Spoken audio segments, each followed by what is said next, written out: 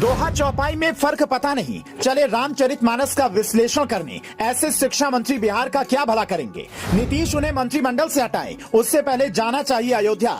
तसल्ली से सुने राम कथा फिर दें लोगों को अद्भुत ज्ञान। रामचरितमानस नहीं मंत्री का बयान नफरती है। जहां विदेशों से लोग लेने आते थे धर्म संस्कृति की शिक्षा वो ऐसे ही नहीं पिछड़ा। अपने बिहार में एक कहावत है का खा गा घा के लूर ने और दे माई पोथी, यानी जिसको का खा गा भी ना आए वो किताब क्या पढ़ेगा। यही हाल हमारे देश में कुछ नेताओं का है। अंग्रेजी मीडियम स्कूल में पढ़कर पहले डिग्री हासिल कर लेते हैं, शहरी बाबू बनकर धर्म और सभ्यता का मजाक उड़ाते हैं, लेकिन वही जब नेता बनते हैं तो धर्म की भाषा बोलने लगते हैं और यही गलती हो जाती है। बिहार के शिक्षा मंत्री चंद्रशेखर ने भी वैसी ही गलती की है। पहले उनका बयान सुनिए फिर बताते हैं इन जैसे लोगों को इसकी क्या सजा मिलनी चाहिए। ये जो ग्रंथ हैं नफरत को बोने वाले, एक युग में मनुस्मृति, दूसरे युग में रामचरितमानस और तीसरे युग में गुरु गोवलकर का बंच ऑफ थॉट, ये दुनिया को नफरत, हमारे देश को, समाज को नफरत में बांटती है। नफरत देश को महान नहीं बनाएगा, जब भी कभी महान बनाएगा तो मोहब्बत ही बनाएगा।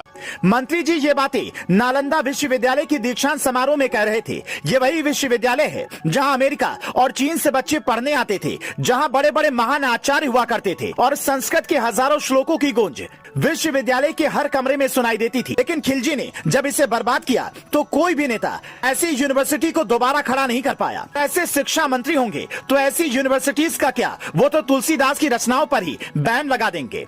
जबकि IAS IPS की तैयारी करने वाले बच्चों को भी रामचरितमानस पढ़ना पड़ता है, तुलसीदास की लिखी किताबें पढ़नी होती हैं। UPSC में अगर आप हिंदी साहित्य लेते हैं तो आपको तुलसीदास को पढ़ना होगा, लेकिन मंत्री जी को लगता है इन्होंने गलत लिखा है। रामायण की जिन पंक्तियों पर विवाद है उनका असल मतलब बिहार के बहुत बड़े IPS और महावीर मंदिर न्यास समिति के अध्यक्ष कुणाल किशोर ने बड़ी शानदार तरीके से समझाई। कुणाल किशोर ने कहा, मंत्री जी ने कहा, मैं अधम जाति विद्या पाए भयऊ जथा अहि दूध पियाए।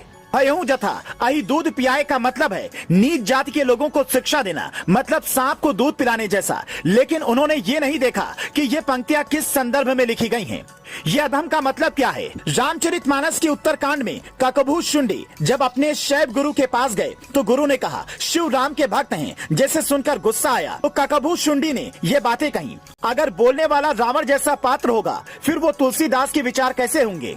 जैसे आप किसी भी विषय से PhD करते हैं वैसे ही रामायण का भी अध्ययन करना चाहिए, तब जाकर पंक्तियों का सही अर्थ समझ पाएंगे। वरना ऐसे तो हर धर्म ग्रंथ में 2-4 बातें ऐसी मिल जाएंगी जिन पर बेवजह का बखेड़ा खड़ा किया जा सकता है। चंद्रशेखर भले ही ये बातें बोलकर अपना वोट बैंक बढ़ाने की कोशिश कर रहे हों, लेकिन सच ये है कि ऐसे नेताओं को धर्म ग्रंथ ढंग से पढ़ने की सजा देनी चाहिए। आपने सुना होगा मंदिर में चोरी से लेकर कई तरह के अपराध करने वाले चोर उचक्कों को अदालत मंदिर में सफाई से लेकर अलग अलग तरह की अनोखी सजा सुनाती है। कुछ ऐसा ही ऐसे नेताओं का भी होना चाहिए। आप चाहे किसी भी धर्म के बारे में गलत बोले उस पर आपको सजा तो मिलनी चाहिए, वरना कुमार विश्वास की तरह हर सनातनी पूछेगा कि क्या हिंदू धर्म ही इतना सहिष्णु है जो सबकी गलतियां सब दिन बर्दाश्त करता रहेगा और आप उसकी परीक्षा लेते रहेंगे। अगर राम के बारे में ज्ञान नहीं है तो हमारे प्रोग्राम में आइए, मैं आपके यहाँ आता हूँ। लेकिन मैं कहता हूँ ऐसे लोगों को अयोध्या में जाकर कुछ दिन रहना चाहिए, भगवान राम के चरित्र को बड़े बड़े साधु संतों से समझना चाहिए,